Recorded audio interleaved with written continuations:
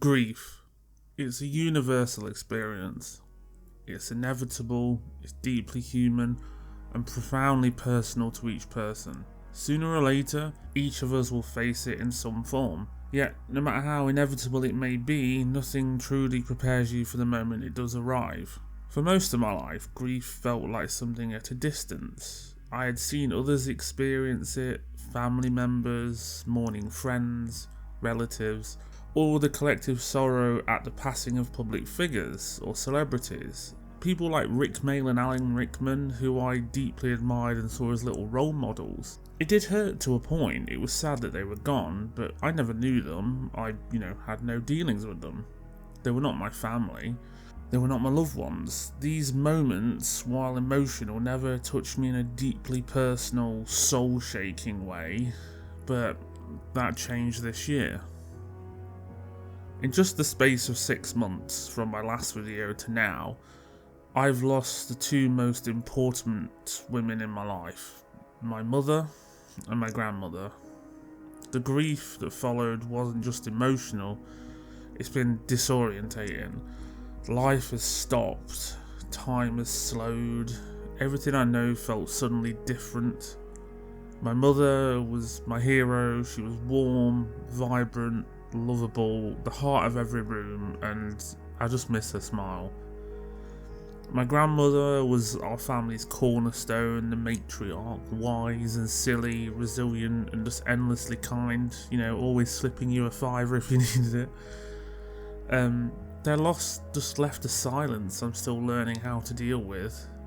It's shattered my life and other members of the family as well, and mentally I just won't ever be the same, and my sister is pretty much the same. You can feel the difference inside your head when these big losses happen. It's very weird to explain. My motivation and creativity just dissolved. There was other things on my mind, and this is why we're now halfway into 2025, and I want to try and be the person I was and move forward now, and this channel is part of that. But people deal with loss in so many different ways. I've gone through the motions with family, but making this video feels like another step, another way forward. It may sound weird for you, but to me it makes sense. The short answer is, this is a form of creative catharsis, a way to form something meaningful out of the pain that has nowhere to go, a way to reconnect with myself, with the community, and with the medium that has always helped me process the world around me, which is video games. Now, whether that's because I've got ADHD or I've always been an introvert, I don't know. A lot of us all love games. It's just how we handle the world. I've always experienced sorrows through the lenses of film and gaming, and many people obviously books. But it's harder to deal with firsthand than you would ever imagine. Grief doesn't follow a linear path either. When people talk about it, you could be mistaken that it does. You've got denial, anger, bargaining, depression, and acceptance. The typical stages experienced, but they just aren't always in that order, and also you go through back and forth sometimes. This is why gaming and its depictions of loss can be so profoundly cathartic and realistic to each person, because much like games, grief as a process goes back and forth. You're replaying levels, you're going through the same stages, levels. It's weird to try and put together, but it makes sense. Some days feel manageable, others unbearable, and while I'm still navigating the stages of loss, I've come to realise how deeply games can reflect and even help us process these emotions. Unlike books or films, games definitely place you inside the story directly. You don't just witness loss, you live it with those characters. You make choices in the shadow of it all.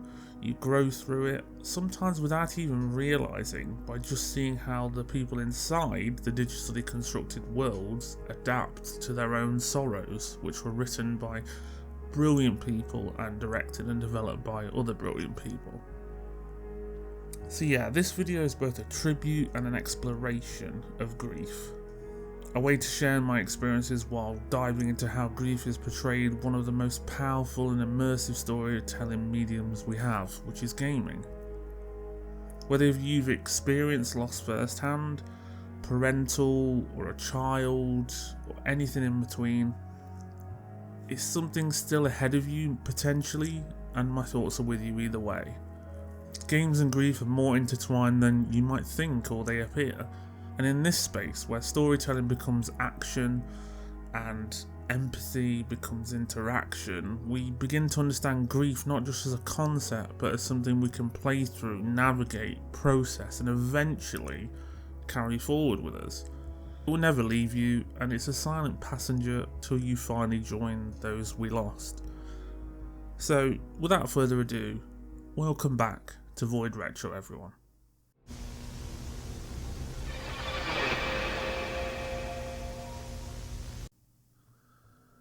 As I mentioned, video games are uniquely positioned to portray grief with a level of depth, intimacy, and emotional interactivity that few other storytelling mediums can replicate. Unlike film or literature, where audiences observe grief from a distance, games place the players at the emotional epicenter, transforming them from a passive witness into an active participant. Through mechanics rooted in interactivity and agency, players are asked not just to observe a character's pain, but to make decisions with it. Choices in storytelling, what you say and do within these experiences are what make them so memorable. This can intensify emotional engagement and even simulate the helplessness of guilt, or the guilt itself associated with the real world loss. The psychological concept of embodied empathy, feeling through doing, is especially relevant in games. When players inhabit the role of a grieving character, they often experience that character's emotional landscape firsthand. And to showcase this diverse range of grief in the gaming franchises I will be mentioning, I'm going to move on to more specific examples moving forward. Starting with The Last of Us. The emotional fallout of loss driving that character development and the player motivation every second of the way. And the weight of that grief isn't delivered solely through the cutscenes, but through choices, silences, and confrontations that the player must navigate in real time. Joel, the protagonist, survives through a simple choice that leads to the death of his daughter, something tearing him apart for 20 plus years. It becomes more of a narrative device, and it becomes more of a lived experience. It's a 50-50. The realization of Joel's survivor's guilt and slowly connecting to Ellie as his surrogate daughter throughout the entire journey, it's a must-play experience. That choice that led to the death of his daughter is what leads him into a dangerous and systemically brutal behaviour at the game's climax. To save Ellie, he'd lived the past once, he didn't want to make the same mistakes. And I would say it is one of the best regarding grief in modern memory. How far a parent will go for their child. Do you even realize what your life means? Huh? Running off like that, putting yourself at risk, it's pretty goddamn stupid. Well, I guess we're both disappointed with each other then. What do you want from me? Admit that you wanted to get rid of me the whole time. Tommy knows this area. Oh, better fuck than... that. Well, I'm sorry. I trust him better than I trust myself. Stop with the bullshit. What are you so afraid of? That I'm gonna end up like Sam? I can't get infected. I can take care of myself. How many close calls have we had? Well, we seem to be doing all right so far. And now you'll be doing even better with Tommy. Not her, you know. What? Maria told me about Sarah. Ellie? And you are treading on some mighty thin ice here.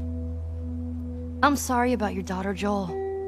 But I have lost people too. You have no idea what loss is. Everyone I have cared for has either died or left me. Everyone fucking except for you.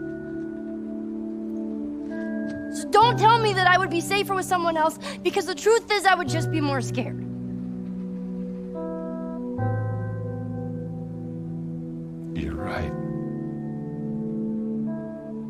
my daughter. And I sure as hell ain't your dad.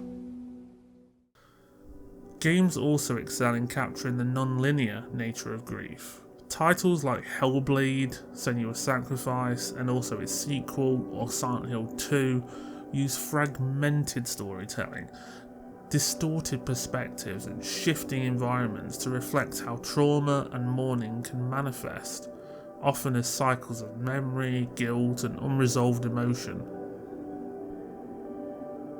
These games don't hand players a clear path forward. Instead, they challenge them to piece together meaning from emotional chaos, mirroring the way real grief often unfolds in waves rather than steps. When experiencing grief, there is no clear path, destination, or purpose. Your world is literally turned upside down, and you fight for something to hold on to and bring you back down to earth. Something James and Senua experience in varying yet similar ways in their games. Loops within loops and the emotional turmoil, where the player is getting just as frustrated, emotional and confused as the protagonist in their loss-filled aftermath.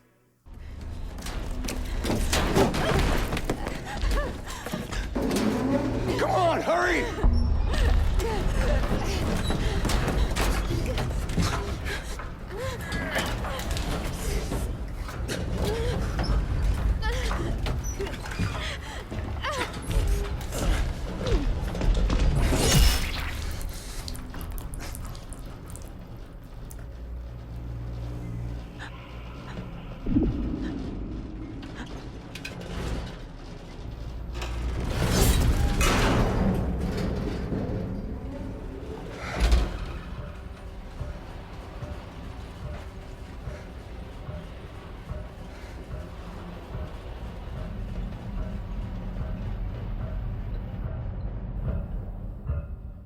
But like I said, gaming is the way that this is handled the best in my opinion. The medium of gaming and its inherent structure requiring time and effort from players deepens the emotional investment and makes these experiences purposeful. When we spend hours building relationship with characters and surviving alongside them, their loss hits harder. It's just the nature of a story, from books to movies and now gaming.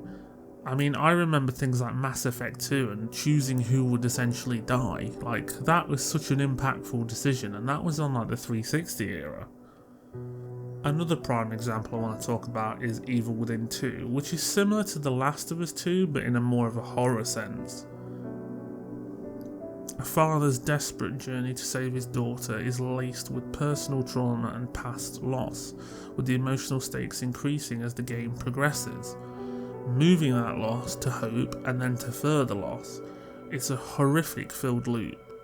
And here, the loss of gameplay functionality, such as losing key allies or facing dramatically altered environments and the entire path breaking before you, acts as a metaphor for emotional emptiness. Something that is present in a lot of survival horror games too.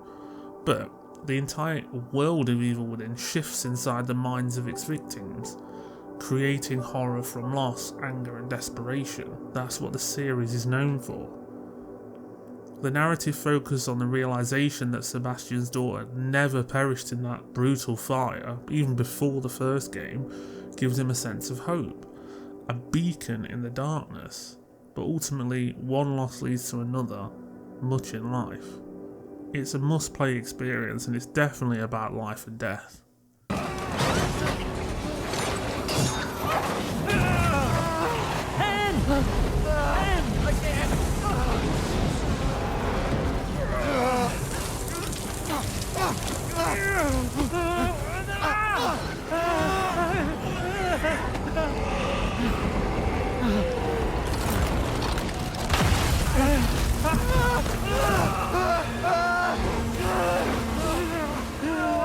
I got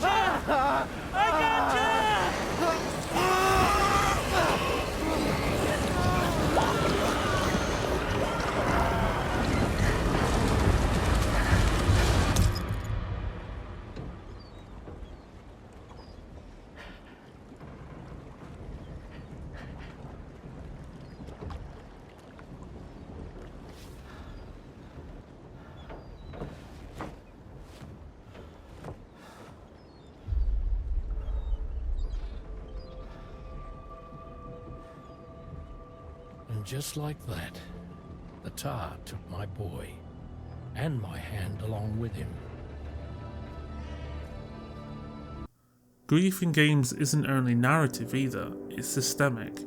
Developers reflect it through mechanical changes, diminished abilities, disorientating visuals, loss of weapons, ambient audio cues, restrictive designs, changing the paths, making it so the player has to build their way forward.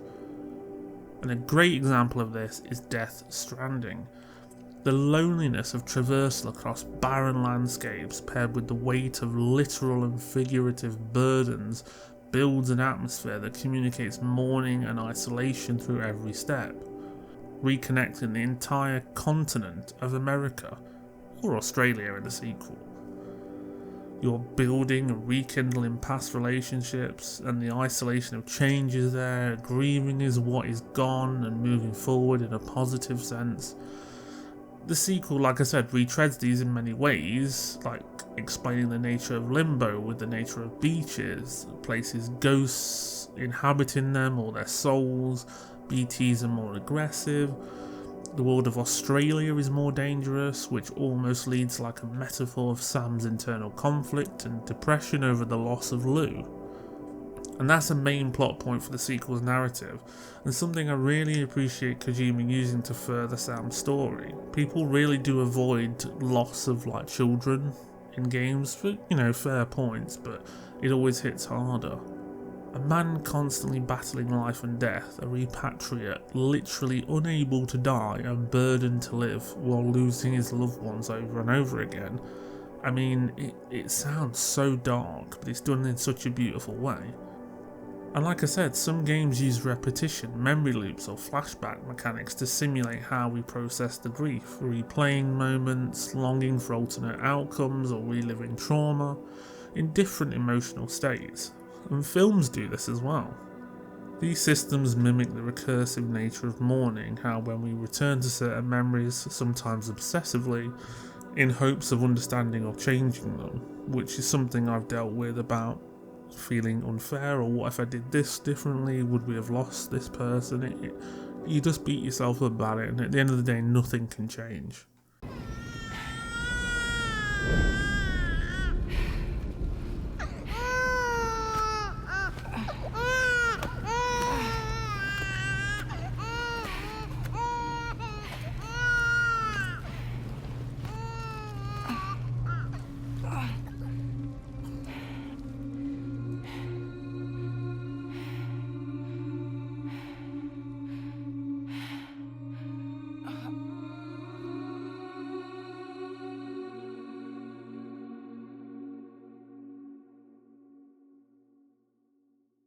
While we've focused on parental or family loss so far, grief does come in many variations. In the series of Dead Space, grief is wrapped in a psychological horror, the hallucinations and mental unravelling of the protagonist symbolising a mind fractured by unresolved loss and trauma. Isaac physically yearns to see his partner again, but is dragged into a gruesome and horrific nightmare above the Ishimura. Losing your mind from being petrified and exhausted in an isolated space station is enough to break anyone. However, it all comes together by the end when you realise the truth. Always praying he could find his love, but completely disassociating from reality, she was lost to him from the start. And this is just another example of how horror and grief work quite well together. But circling back to a more prominent and talked about game right now, Clair Obscure is a unique example of how loss can twist the mind, escaping reality for comfort and pretending that everything is fine and just you're in denial, taking everyone by storm in 2025 for mainly the combat and visuals firstly. However, under the hood there is a deeply profound theme of grief. While the player sees this as a journey and a mystery to unfold, the developers have used this to add some subtlety and nuance to create a truly meaningful piece of art here. The secrets of the world's overlords become more unwoven as you progress, showcasing how grief can fill a canvas, projecting your own demons into a world. Beauty, death and obsession of a family member causing endless amounts of torment for others. You not only lose characters you love, but you lose a sense of reality, what is real. You almost grieve what you thought the world was, for what it truly is also. It's a true testament on how developers can play with expectations and preconceptions of the narrative and world. This is another game where I've experienced it recently and I thought it was a brilliant take on it, and it's well worth a go. Even my favourite game of all time dealt with many factors of grief, which looking back was not something I really did realise as a kid, but now as an adult it hits harder. Yes, Metal Gear Solid 3, the game that's due to get a remake next month. It deals with a very platonic but deep level of emotional connection between the main protagonist and their mentor. When that loss is manifested with Snake losing the boss at the climax of the game's runtime, that in turn creates a domino effect of pain and suffering for the character's descendants of the series for decades to come. Misinterpretations of the boss's will between Zero and Big Boss. Even the connection between Snake and Ava is lost due to the betrayal and level of trust and romance. It's just grieved upon by Snake. He completely fractures and becomes a different person. This is an experience that the player journeys through firsthand, and it's a brilliant game which we will dive proper into next month and the month after. And even its predecessors and sequels all deal with grief, especially Metal Gear Solid 5 with obviously Diamond Dogs and losing the soldiers, but yeah, it's just a fantastic example. Even my last video on the channel, by an eerie coincidence, was Silent Hill 2 Remake, a game and series that is widely regarded as one of the most profound explorations of grief and psychological trauma in not just video games but media in general. Specifically, the sequel following the story of James Sunderland, who journeys to the eerie town of Silent Hill after receiving a letter from his wife, who has been dead for years. And as the narrative unfolds, it's revealed that James himself actually euthanized Mary, or murdered her depending on your opinion. Unable to cope with the prolonged illness she was facing, he took matters into his own hands. The town becomes a psychological mirror, manifesting his repressed guilt and unresolved emotions. Every creature James encounters, like Pyramid Head, or the lying figure, or the nurses, they all serve as a symbiotic and symbolic projection of his inner turmoil.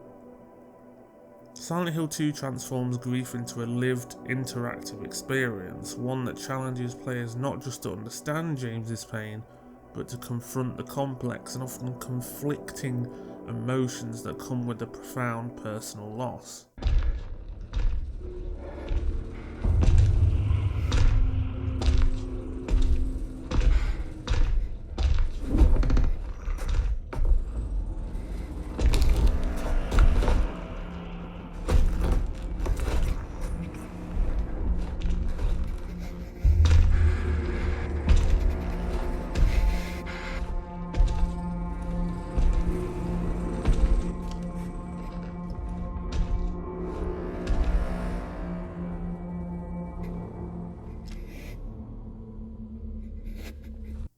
You may be surprised that even some of gaming's most iconic titles, like Final Fantasy VII, are deeply rooted in the exploration of life and death, and obviously loss.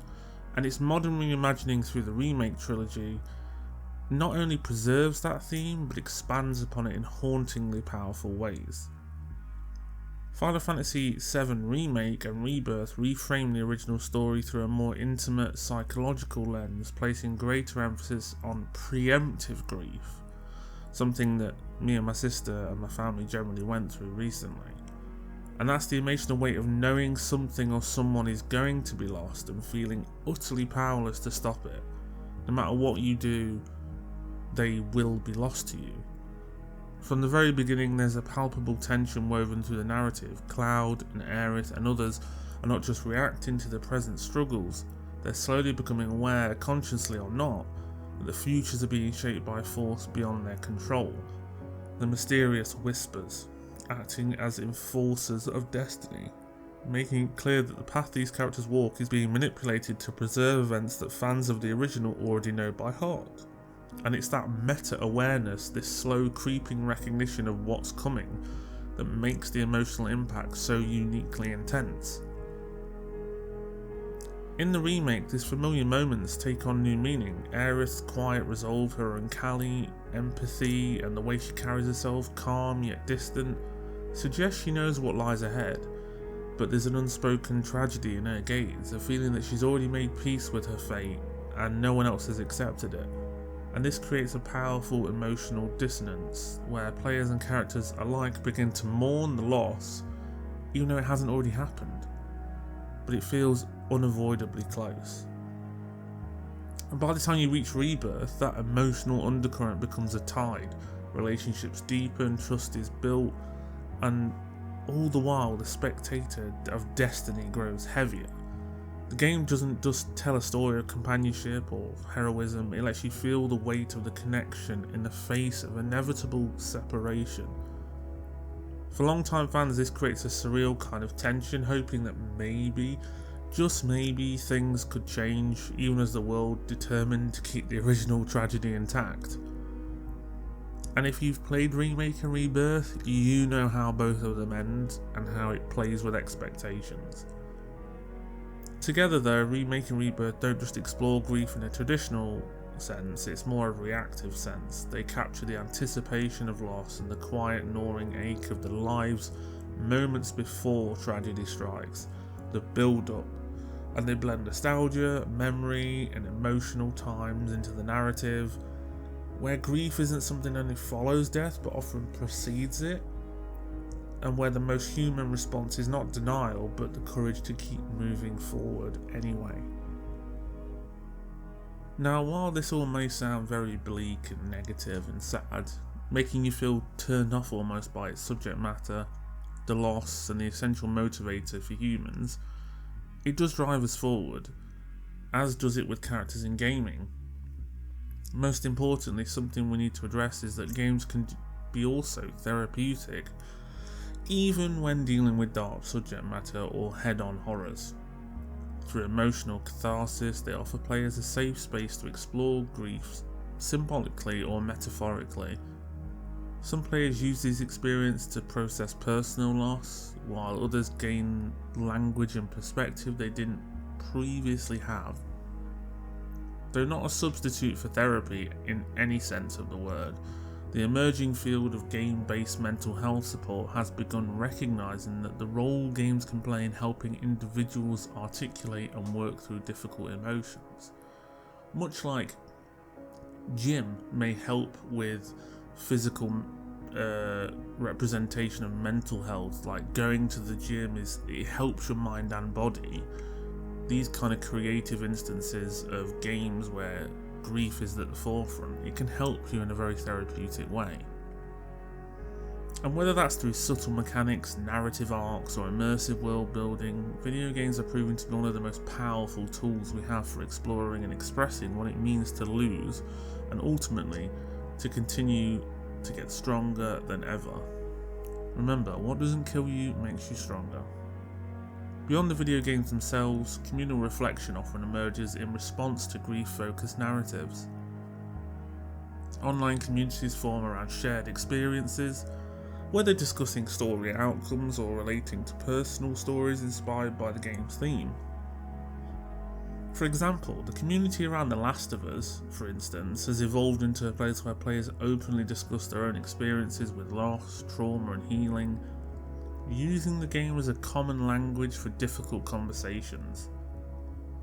In this way, games don't just depict grief, they facilitate emotional connection, understanding and sometimes healing. They offer resonance to those who experience loss and insight into those who haven't. And the industry continues to mature, be more sophisticated, and which games handle complex industry. As the industry continues to mature, the sophistication which games handle complex emotions like grief continues to evolve, giving rise to a new genre of storytelling, one rooted not in spectacle but in empathy. You have games like What Remains of Edith Finch, for example, which is a massive, I would say indie or AA kind of cult classic for people that definitely focuses around family loss. And I know that any time loss is demonstrated in media, it will remind me of my family and what we will miss for the rest of my life. I normally start my videos to conclude on a meaning or a greater point, but in all honesty, this was just a process for me. A step back into creating content and wanting people to understand what has been going on in my life the last 6 months. I deeply appreciate anyone who's still here on the channel. I do want to keep making videos and I love to make them. It is really my passion. I just love the whole process of starting from nothing and producing something that people can enjoy or empathise with. Just be sure to hug your mum, because you don't know when you won't have the chance again, guys. And yeah, it's hard to go through. But one thing I do want to share is, if you've made it to the end of the video, share an experience down below if you're comfortable, either with personal loss or a game that's kind of you've connected to that handles loss and grief. You know, a personal experience, if you wish to share it, it would mean a lot. But yeah, that's it from me today. I just wanted to kind of talk about how games can help. I'm rambling now, but I'll leave it there, guys, and I'll see you very soon for more stuff. And yeah, let me know what you think. Bye-bye for now.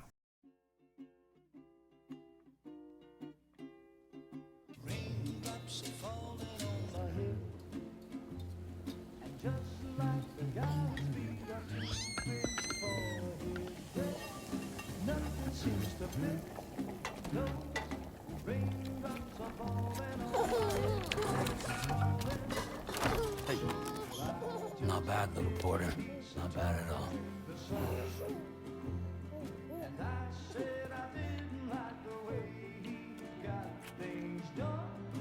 Okay, Lou. Time for some